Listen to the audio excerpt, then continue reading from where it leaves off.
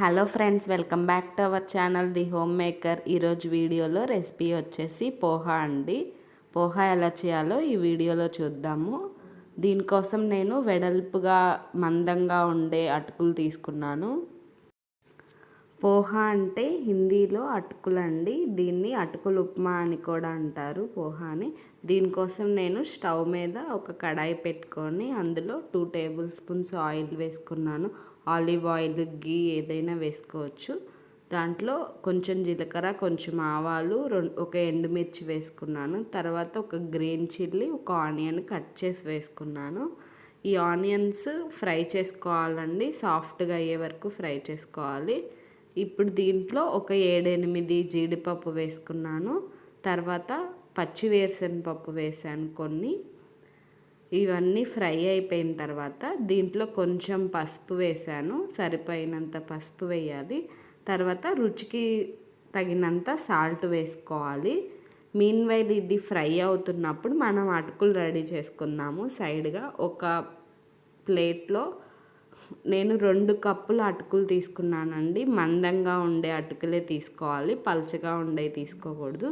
ఈ 2 కప్పుల అటుకుల్ని ఏమైనా ఉన్నాయేమో క్లియర్గా చూసుకొని శుభ్రం చేసుకోండి. తర్వాత వీటిని ఒక బౌల్లోకి తీసుకొని 2-3 టైమ్స్ బాగా వాష్ చేయాలి. ఈ అటుకుల్ని 2-3 టైమ్స్ బాగా కడగాలి. వాష్ చేసిన తర్వాత కొంచెం వాటర్ అవి మునిగేంత వరకు వాటర్ పోసి ఒక 2 మినిట్స్ అలా వదిలేయండి. ఎక్కువసేపు ఉంచకూడదు, 2 మినిట్స్ అలా వదిలేయాలి.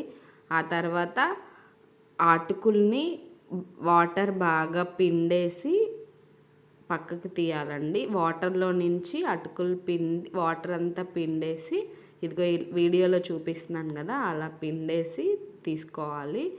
అటుకులన్నీ అలా పిండి పక్కన పెట్టేసుకోవాలి. ఇప్పుడు ఆనియన్స్ ఫ్రై అయిపోతాయి కదండి. ఆ ఫ్రై అయిన ఆనియన్స్లో మనం ఇలా డ్రై చేసి పెట్టుకున్న అటుకుల్ని వేసుకుందాము. ఆనియన్స్ ఫ్రై అయిపోయినాయండి, అటుకులు వేసేసుకుందాము. ఇప్పుడు అటుకులు వేసుకున్నాక బాగా కలపెట్టేసి, మనం ఆనియన్స్లోనే పసుపు ఉప్పు వేసాం కదా, ఇప్పుడు ఈ అటుకులకి పసుపు ఉప్పు బాగా పట్టిద్ది. ఫ్రై చేసుకునేటప్పుడు అటుకులు పచ్చివాసన పోయి ఆ వాటర్ కొంచెం అటుకులు పొడి పొడిగా డ్రైగా అయ్యేంత వరకు మనం ఫ్రై చేసుకోవాలి. ఒక 4-5 మినిట్స్ చాలు. చూసారు కదండి, అటుకులు పొడి పొడిగా ఫ్రై అయిపోయినాయి. ఇప్పుడు దీంట్లో మనం రుచికి సరిపడినంత కారం వేసుకుందాము. నేను లైట్గానే వేసానండి కారం, మేము తక్కువే తింటాము. ఇప్పుడు కలిపేసుకొని ఒక 2 మినిట్స్ ఫ్రై అయిపోయిన తర్వాత స్టవ్ ఆఫ్ చేసుకోవాలి. ఇప్పుడు 5-10 మినిట్స్ అలా వదిలేయండి, కొంచెం కూల్ అయ్యే వరకు అటుకులు ఉప్మాని అలా వదిలేయండి.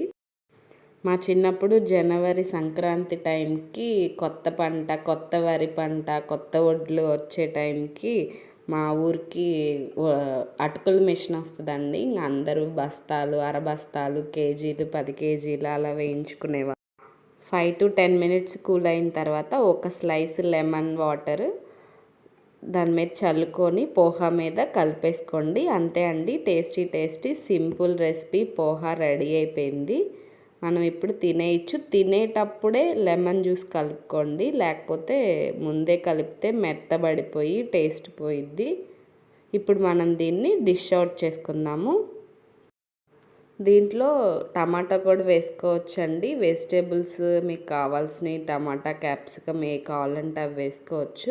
టమాటా వేసుకున్నప్పుడు అది కొంచెం పుల్లగా ఉంటుంది కాబట్టి లెమన్ జ్యూస్ కొంచెం తక్కువ కలుపుకోండి.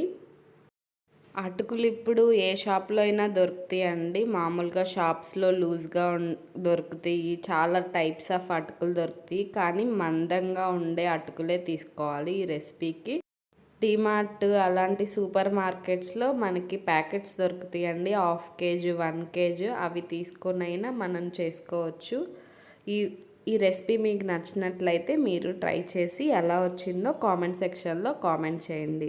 ఈ వీడియో నచ్చినట్లయితే లైక్ చేసి, షేర్ చేసి మా ఛానల్ని సబ్స్క్రైబ్ చేసుకోండి. థ్యాంక్స్ ఫర్ వాచింగ్ అండి.